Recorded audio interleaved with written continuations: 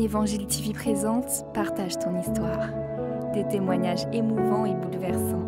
Des moments insolites, du rire et des larmes, des vies changées radicalement. Des guérisons incroyables et fascinantes. Des personnes témoignant de leur rencontre personnelle avec Dieu, comment il a agi dans leur vie et dans leur famille, sans oublier des temps de déclaration et de prière. Bienvenue dans Partage ton histoire avec Chantal Rocamboura. Viol, dépression, pornographie et dépendance affective. Aujourd'hui, je reçois Lydia et nous allons écouter son témoignage. Bienvenue dans Partage ton histoire.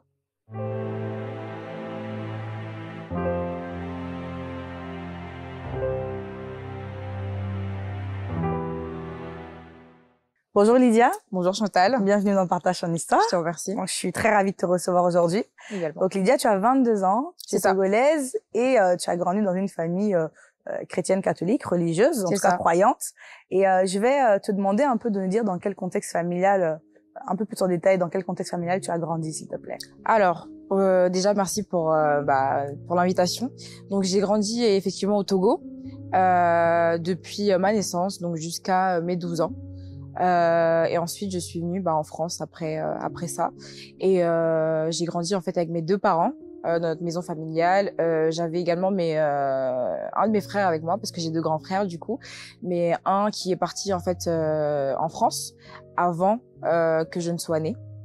Donc on s'est pas connus directement. Et puis il y a mon frère le deuxième, donc le cadet, qui vient avant moi, qui est également parti en fait à l'âge de, en tout cas comme moi j'avais 7 ans. Voilà. Et donc, j'ai grandi après, un peu comme une fille unique, avec mes parents, etc. Et donc, voilà, à peu près. Et donc, du coup, dans ce contexte familial dans lequel tu as grandi, comment étaient tes relations avec tes parents, du coup?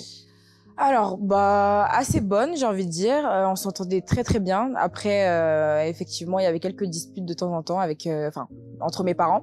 Donc, c'était pas évident non plus à gérer. Mais voilà, je voyais en fait avec mes yeux d'enfant ce qui se passait. Et du coup, je comprenais pas trop exactement le pourquoi du comment, mais je m'entendais bien avec mes parents en tout cas. Mon père était quelqu'un de, voilà, on va dire d'assez carré, assez psychorigide et tout, un peu avec une éducation à l'africaine quoi. Et puis ma mère assez douce, très aimante, voilà. Et donc du coup tes relations affectives avec tes parents, comment c'était, en tout cas comment toi tu le sentais? Ma mère, elle me donnait énormément d'amour du coup, parfois même trop, de mon point de vue, parce que du coup j'avais l'impression que voilà, elle voulait beaucoup me surprotéger, etc.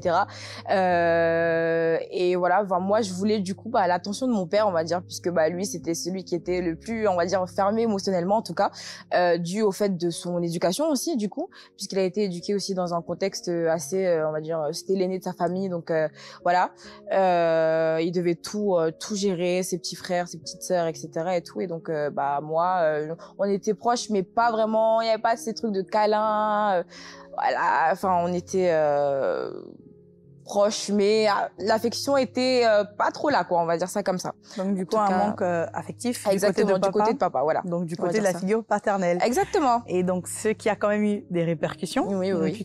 puisque ça a créé de la dépendance affective. Est-ce que tu peux nous parler justement comment ça, on sait comment ça a commencé, mais du coup, comment c'est venu en fait? Alors, comment ça s'est développé? On va dire que pour le coup, moi j'étais quelqu'un qui aimait beaucoup, on va dire, faire plaisir à son père. Donc je voulais vraiment être carré pour lui faire plaisir parce que voilà, il comptait sur moi, on va dire, que c'est sa fille chérie et tout. Et donc en grandissant, comment m'exprimer? En grandissant, étant donné que j'avais pas trop l'affection de mon père sur le plan émotionnel, j'allais les chercher ailleurs, voilà. Donc très tôt j'ai commencé à m'intéresser aux garçons parce que autant à l'école que mes amis que j'avais dans mon quartier à l'époque, il y avait cet engouement derrière le fait d'avoir des relations amoureuses, etc. Et puis aussi on va pas se mentir que lorsque j'avais 7 ou 8 ans, j'ai un oncle qui était venu habiter chez nous pendant quelques temps, donc qui fait partie également de mon témoignage, donc qui a vécu pendant quelques temps, et en fait il me faisait regarder des films pornographiques. Voilà. Ah oui. Oui. Et donc c'est pas caché. C'était cacher, enfin, aux autres personnes de ma famille. Oui, mais je veux dire, c'était consciemment qu'il le faisait. C'était consciemment, ah oui. Il me disait clairement, viens regarder. Un jour comme ça, il m'a appelé, sorti de nulle part. Viens regarder avec moi un truc sur mon ordi. À l'époque, c'était des petits ordis, voilà. Et donc, il me faisait regarder. Et donc là, moi, j'ai commencé à me dire, mais c'est quoi? Enfin, je connaissais rien de ça. J'avais quel âge? J'avais 7-8 ans. Wow. Voilà, donc j'étais confrontée à ce genre de contenu très tôt, et donc après ça, forcément, comme je voyais, en fait c'était répétitif, hein, donc c'était souvent viens voir, et puis moi ça a commencé à rentrer dans mon cerveau, forcément. Et donc j'ai commencé à vouloir reproduire ce qu'il y avait dans le contenu que je regardais, et donc j'ai commencé à me masturber dès 8 ans, et puis il y a eu une addiction qui a commencé comme ça, et puis on va dire que je suis rentrée dans ce genre de choses à l'âge de 8 ans, et puis après je me suis dit écoute il faut absolument que tu aies des relations amoureuses, que tu fréquentes des garçons mais également des filles du coup.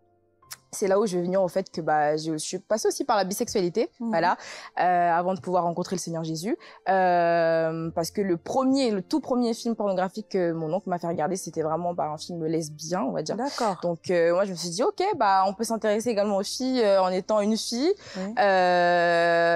Donc voilà, en tout cas déjà le premier bisou que j'ai eu avec quelqu'un, c'était avec une fille. Ok. Ouais. Et donc après, j'ai enchaîné les relations amoureuses au fil du temps. En tout cas, relations flirt, on va dire ça comme ça, et également amoureuses, mais qui n'avaient pas de but, on va dire. Et voilà. Et du coup, finalement, même dans ton témoignage, dans cette période-là, tu as également, il me semble, vécu des agressions de la part d'un domestique. Est-ce que tu peux nous en dire plus? Alors, à l'époque, il faut savoir que quand on est, par exemple, dans des familles en Afrique, souvent, on a des personnes qui viennent s'occuper de la maison, qu'on embauche, pour s'occuper de la maison quand les parents ou on n'est pas là.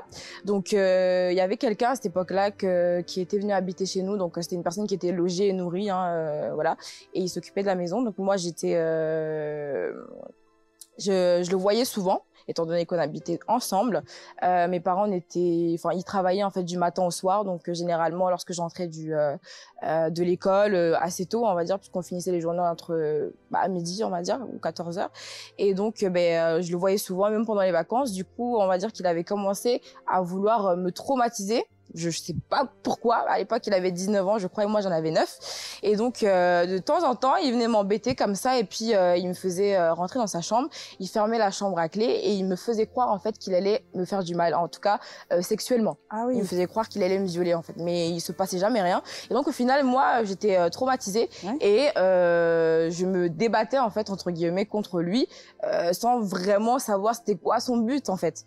Donc, voilà comment ça a commencé, c'était répétitif vraiment pendant plusieurs mois, jusqu'à ce qu'un jour, en fait, il a été renvoyé par mon père. Je n'avais jamais osé en parler, en fait, mais un jour, on en est venu, jusqu'à, au couteau, on va dire, parce que du coup, moi, j'étais tellement traumatisée qu'un jour, j'étais partie dans la cuisine, un jour où il essayait justement de me revivre ce traumatisme, et donc je suis partie chercher un couteau dans la cuisine, et puis lui, il est venu également avec un autre couteau. Voilà, on va dire c'était couteau contre couteau, j'ai pas compris. Je sais pas ce qu'il y avait derrière ça, mais en tout cas, à ce moment-là, pile poil à ce moment-là, mon père a téléphoné, et donc il m'a demandé qu'est-ce qui se passait, en fait, il me disait qu'il allait rentrer à la maison pour déjeuner, donc c'était vers midi, et à ce moment-là, du coup, je lui ai expliqué ce qui se passait, et je lui ai dit, papa, rentre vite et tout, j'ai besoin de toi, il y a le jeune homme qui veut me faire du mal, et après il a été renvoyé, mais j'ai jamais vraiment dit à mon père ou à ma mère ce qui s'était réellement passé, en fait. Ah oui, donc ils vont sûrement l'apprendre. Ils vont l'apprendre directement dans le témoignage. Voilà, exactement. Waouh. Et finalement, même dans ton histoire, je sais pas si c'est après ou avant, tu as également subi des viols. C'est ça, 2, pour être précise. Et c'était à quel âge? Alors c'était le premier était à 18 ans. T'habitais déjà ici ou j'étais déjà en France du coup, puisque je suis arrivée à 12 ans. D'accord. Et donc j'habitais déjà ici du coup, et les 2 se sont passés en fait à des périodes assez rapprochées. D'accord. Donc mais juste, excuse-moi. Oui. Avant justement d'arriver là-bas, entre tes 12 ans et tes 18. Oui. Il y a eu quand même des choses qui sont... Il y a beaucoup de choses. Est-ce que tu peux me dire les points clés en fait de ce qui s'est passé en fait jusqu'à ce que, parce que c'est des personnes que je pense que t'as fréquentées. Ouais. Et comment on en est arrivé là en fait? Alors, comme je l'expliquais, je me cherchais un peu, je cherchais à me connaître, et donc comme j'ai connu des choses assez, on va dire, sexuelles tôt. Je me suis tout de suite dirigée vers là. On va dire que déjà, à 16 ans, j'ai eu ma première relation sexuelle, du coup, avec un homme. Et après, c'était un enchaînement de fleurs, en fait, c'était une vie de débauche, on va dire ça comme ça, réellement. J'ai connu aussi des filles, bon, pas énormément, mais voilà. Je me suis intéressée un peu à beaucoup de pratiques, hein, on va dire. Et c'est tout en fait, c'est à peu près tout. Ouais. C'est à peu près tout. J'ai connu des relations qui n'ont pas réellement duré en fait au final. Et donc voilà, ça se répercutait même au niveau de mes études, parce que j'étais quelqu'un d'assez renfermé, d'assez timide, donc qui parlait pas énormément. Au final, quand je suis arrivée au lycée, je me suis un peu plus ouverte, donc voilà. Mais je suis passée aussi par la dépression. Donc comme je cherchais à plaire, parce que moi j'étais quelqu'un qui cherchait beaucoup à plaire aux gens, pour pouvoir attirer en fait l'attention. Peut-être que c'était l'attention que j'avais pas eue étant plus jeune, étant donné que mes parents aussi n'étaient pas, tout le temps à la maison, voilà, comme ils étaient au travail. Je cherchais à plaire, je cherchais vraiment à aller par exemple en soirée quand on m'invitait ou quoi.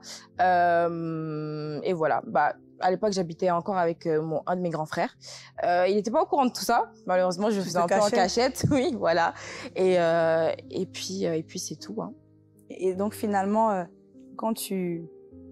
en fait, moi, ce que je comprends, et je me rends compte encore plus, et c'est tellement flagrant, c'est qu'en fait, on comprend au travers de la parole de Dieu que le sexe est d'abord spirituel, en fait. C'est ça.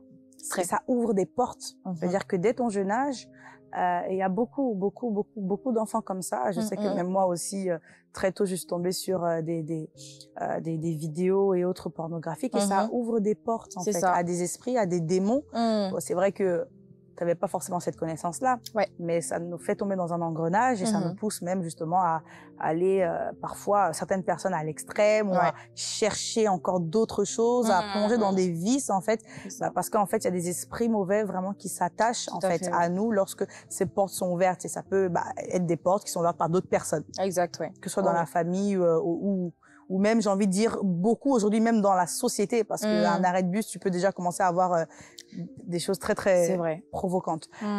Et donc, du coup, finalement, ça te ramène petit à petit. En fait, t'es dans ce chemin, donc de l'impudicité. Tu es ouverte à ça, t'as pas de problème. Et finalement, c'est 2 fois où ça s'est passé, en fait. Les 2 fois où, justement, tu t'es fait violer. Qu'est-ce qui s'était passé ce jour-là? Alors, comme tu le disais juste avant que j'y vienne, c'était 2 personnes que je connaissais, donc que je fréquentais. Et donc à ce moment-là, il y avait un non-consentement de ma part, d'accord. Donc la première fois, c'était une personne que je connaissais très peu, hein. Mais il était beaucoup plus âgé que moi, donc si je précise l'âge, moi j'avais 18 ans, lui il en avait 30, donc il y a eu une certaine manipulation derrière en fait. Et au moment où les choses devaient se passer, j'ai dit non. Et pourtant, la personne a continué. Et c'était du coup à mes 18 ans. Puis la deuxième fois, j'avais 19 ans. C'était quelques mois après. Donc comme je te disais, j'enchaînais les relations. Et j'étais à la recherche vraiment d'affection en fait. Et à chaque fois, en fait, j'avais un certain mal-être. Et au moment où, la plupart du temps, au moment où ça devait se passer, on va dire qu'il y avait je sais pas si c'était ma conscience qui me disait, prise de conscience, voilà, non, ne fais pas ça. T'en as pas envie, t'en as pas réellement envie. Et donc la deuxième fois, c'est comme ça que ça s'est passé. Je ne voulais plus, en tout cas, que l'action se passe. Et donc la personne n'a pas compris. Je sais pas si à l'époque je me disais que c'était ma faute en fait, parce que on s'est cherché, voilà, on s'est quand même, il y a eu des choses avant qui se sont passées, donc des préliminaires. Et donc au moment où l'acte devait se passer, j'ai dit non, j'ai pas envie, etc.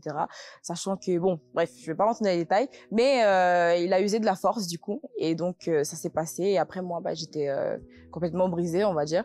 Et bon, c'est des choses sur lesquelles je ne suis plus revenue, parce que les 2 personnes, je les ai bannies de ma vie. Donc j'ai pas cherché à les recontacter ou quoi. Du coup, tu n'as pas porté plainte? J'ai pas porté plainte. Moi, comme je te disais, c'était vraiment, je pensais que c'était ma faute, voilà, et que je devais pas parler. Et puis si j'en parlais, bon, qui allait s'y intéresser, qui allait y croire en fait, quoi. Moi, les histoires de porter plainte, c'était pas du tout dans mon point de vue en fait. Souvent, c'est ce que les victimes pensent en fait, de se dire que leurs paroles, même si c'est vrai que dans le système il y a des failles et que des personnes qui sont pas entendues, mais il faut toujours quand même essayer. Et est-ce que tu en as parlé à quelqu'un? J'en ai parlé à mes amis de l'époque. Oui. Pas ma famille, parce que c'était quelque chose de très tabou. Hein, ces choses-là, c'est surtout dans les familles africaines. Exactement, très très tabou. Donc j'en ai jamais parlé. Donc seulement mes amies, elles m'ont pas réellement conseillé d'aller porter plainte ou quoi. Elles me réconfortaient du mieux qu'elles pouvaient, mais jamais de choses en rapport avec la loi ou quoi. Après, j'ai continué en fait ma vie comme ça, toujours en recherchant plus d'affection et rebelote quoi. Mais voilà. Et du coup, à ce moment, qu'est-ce que tu crois que ça a créé en toi quand tu as vécu ces deux choses? Est-ce que tu as fait un déni? Est-ce que au niveau la première fois, j'avais fait un déni justement.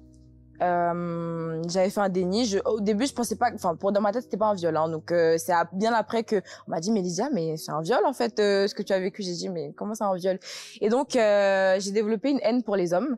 Et c'est là où j'ai réellement commencé à vouloir m'intéresser qu'aux femmes. J'ai dit, non, Lydia, vraiment, là, les hommes, bon, mais je revenais toujours à une relation avec les hommes parce que je ne me voyais pas en fait finir avec une fille. Quand bien même, les hommes, on va dire clairement, je les haïssais parce que je me suis dit, mais en fait, on m'a volé quelque chose on m'a pris quelque chose que je voulais pas donner, tu vois.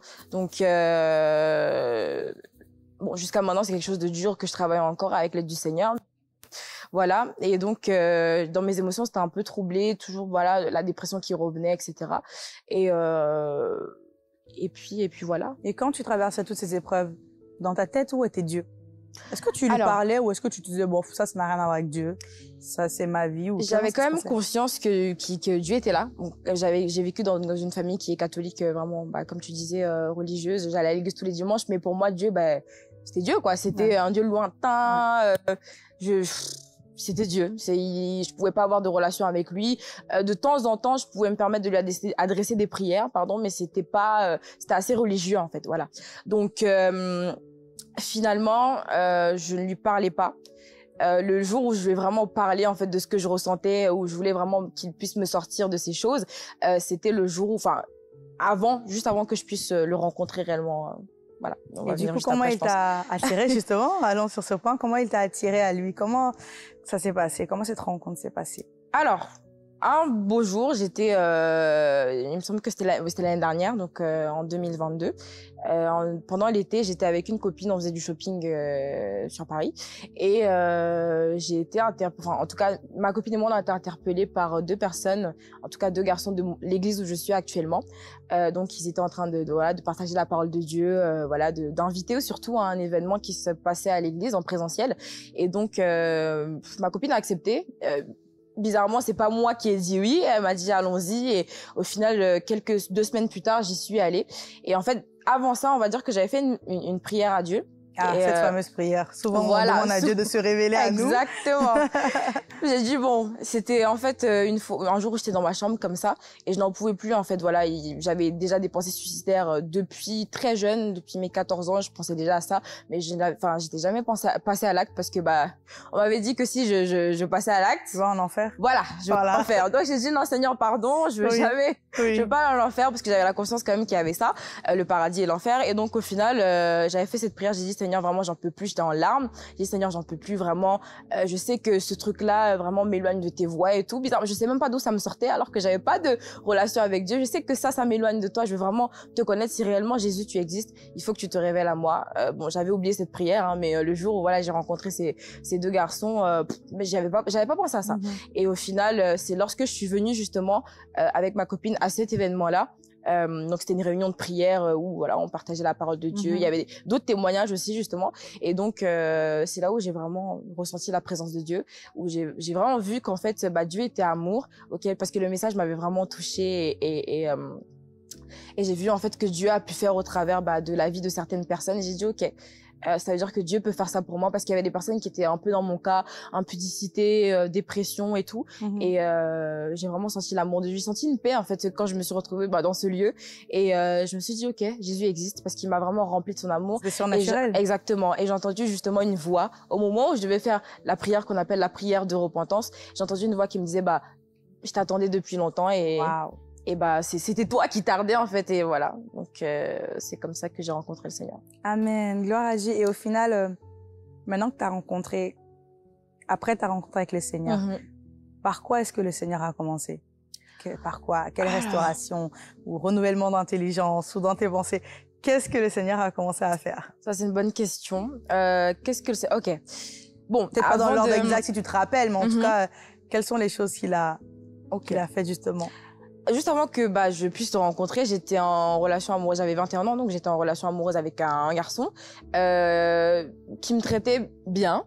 Ok, c'était pas des choses bizarres, vraiment ça se faisait bien et ça faisait que quelques mois. Et quand j'ai rencontré le Seigneur, je lui ai vraiment dit que moi maintenant, en fait, je voulais marcher avec Dieu parce que je savais que lui aussi voulait se rapprocher de Dieu. Donc la première chose que le Seigneur a fait, c'est de briser cette relation. En tout cas, dès que je suis rentrée dans ma vie en Christ, il m'a dit non, il faut que là cette relation, vraiment, je l'entendais audiblement et 3 fois il m'a parlé comme ça. Ça, c'est Dieu qui t'a dit ça? Dieu m'a parlé audiblement, il me disait non, mais en fait, il faut que en tout cas, j'entendais une voix qui me disait, il faut que tu coupes cette relation si réellement tu veux marcher dans mes voies, parce que j'étais dans l'impudicité, en fait, avec cette personne. Donc, on avait des relations sexuelles. Et donc, le Seigneur m'a dit, pendant toutes ces années-là où tu es passé par ces choses, il faut vraiment que tu puisses te focaliser sur moi et que tu arrêtes l'impudicité. Donc, j'ai dit à cette personne, après quelques semaines, qu'il fallait qu'on arrête. Donc, ça a commencé par là. Et ensuite, ça a continué par la restauration de mon âme par rapport aux relations passées que j'ai eues, même par rapport à mes parents, notamment à mon père, parce que je pense que je lui en voulais vraiment beaucoup, en fait, de pas avoir été assez disponible pour moi émotionnellement et qu'il avait été trop dur, en fait, parce que pour le coup, il était vraiment trop méfiant des gens. Et en fait, on va dire qu'il me mettait un peu à part, en fait, des personnes. Donc, les amis, même, je pouvais pas les recevoir à la maison, par exemple, et même sortir pour aller voir des amis, je ne pouvais pas. Donc, vraiment, j'étais un peu, tu vois, dans la solitude au final, parce que je voyais mes amis à l'école. Mais outre ça, j'avais pas réellement de vie, voilà. Et donc voilà, c'était une restauration par rapport aux relations amoureuses, par rapport à mes rapports avec ma famille en fait, et aussi par rapport à mes amitiés, parce que depuis que je suis dans le Seigneur, en tout cas que j'ai commencé ma marche avec le Seigneur, j'ai perdu des amis, étant donné que maintenant on n'a plus les mêmes centres d'intérêt, voilà, vraiment. Le Seigneur m'a vraiment a renouvelé mon intelligence au travers de la parole de Dieu, par rapport aux soirées, par rapport au fait de traîner avec tel type de personnes, parce que bon, vraiment moi mes copines en fait, on était vraiment à peu près toutes dans le même mood quoi, en fait. Bon, chacun son degré hein, mais voilà. Soirée garçon, voilà, des discussions un peu vaine quoi. Et donc voilà, aussi également les musiques mondaines, tout ce que j'écoutais avant, et vraiment on va dire que je me suis vraiment abandonnée. Au début c'était vraiment compliqué, on va dire, puisque c'est on revit quoi, enfin en tout cas c'est une nouvelle vie, c'est plus la même chose. Là tu passes des ténèbres à la lumière, donc forcément en fait il y a un décalage, mais pour le coup voilà, c'était c'est vrai qu'il y a ce décalage là. Mais parce que parfois, surtout quand on est jeune, en Christ, on vient juste d'accepter le Seigneur, on a l'impression qu'il y a certaines choses, c'est un fardeau. On se dit, purée, faut que j'arrête ça. Et tu dis, mais finalement, est-ce que je suis toujours libre? Mais en fait, tu te rends compte finalement que la véritable liberté est là en Jésus. C'est ça, amen. Et que les choses dans lesquelles tu étais, tu te croyais libre, mais en fait, tu étais esclave. Esclave de ces choses. Tu dépendais de ces choses pour te sentir bien. Alors qu'aujourd'hui, tu as la paix de Dieu, en fait, et que peu importe les circonstances, c'est la paix de Dieu, en fait, qui ne dépend pas des choses extérieures. Et c'est vraiment une grâce de pouvoir vivre cette vie-là. Vraiment. Et aujourd'hui, si tu avais un conseil à donner à quelqu'un, en fait, justement, qui a été dans la dépendance affective, qui a eu des relations sexuelles ou qui a même été violé, qui a vécu, en fait, cette phase-là où cherche l'attention, a été brisée en fait vraiment dans son âme, qu'est-ce que tu pourrais lui dire? Alors s'il y a réellement un conseil que j'aimerais te donner, toi qui es peut-être passé par la dépendance affective, par le fait de ressentir un vide, par la dépression, par en fait même un viol ou une agression quelconque, j'aimerais te dire qu'en fait il y a une personne en fait qui s'appelle Jésus et qui peut réellement en fait restaurer ton âme, qui peut réellement te donner l'amour dont tu as besoin et combler le vide en fait que tu ressens en toi. Et cette personne, comme je le disais, c'est Jésus en fait, et il peut te donner en fait accès à une relation avec Dieu, une relation avec celui qui t'a créé en fait et qui connaît en fait les projets qu'il a pour toi. Donc n'hésite vraiment pas en fait, si tu passes par des moments difficiles, à t'adresser à lui, et crois-moi, je suis certaine en fait qu'il pourra te parler, qu'il pourra se révéler à toi comme il s'est révélé à moi, et en fait te donner une nouvelle vie et te faire passer en fait de la mort à la vie, en fait, tout simplement. Amen. Voilà. Merci beaucoup, Lydia, pour ce témoignage. Et effectivement, si tu passes par tous ces moments et que tu te dis, c'est bon, j'en ai marre, je veux véritablement être libre, je veux vraiment sortir de tout ça, et qu'aujourd'hui, ce témoignage, en fait, justement, te convainc dans ton cœur à accepter, en fait, Jésus comme ton Seigneur et Sauveur, à renoncer à cette vie-là, en fait, à véritablement vouloir te consacrer, à aller vers lui. Je peux faire cette prière, justement, et t'aider à naître de nouveau, à faire cette prière de repentance pour décider de suivre maintenant Jésus et d'avoir, en fait, une relation personnelle avec Dieu. Parce qu'il ne s'agit pas juste d'une religion où il faut faire des actes, poser des actes comme ça. Non, il s'agit d'une relation personnelle. Dieu veut avoir une relation personnelle avec toi. Et si tu es disposé à cela, ce que j'aime avec le Seigneur, c'est qu'on peut le faire n'importe où. Donc, pendant que tu me regardes, tu peux tout simplement fermer les yeux et tu vas croire de tout ton cœur à cette prière que nous allons faire ensemble. Tu vas répéter ces paroles à haute voix avec moi et quelque chose va se passer. Et tu vas dire, Seigneur Jésus, aujourd'hui, je veux te rencontrer. Je te demande pardon pour tous mes péchés. Aujourd'hui, je crois véritablement que tu es le Fils de Dieu et qu'il t'a ressuscité d'entre les morts pour me sauver.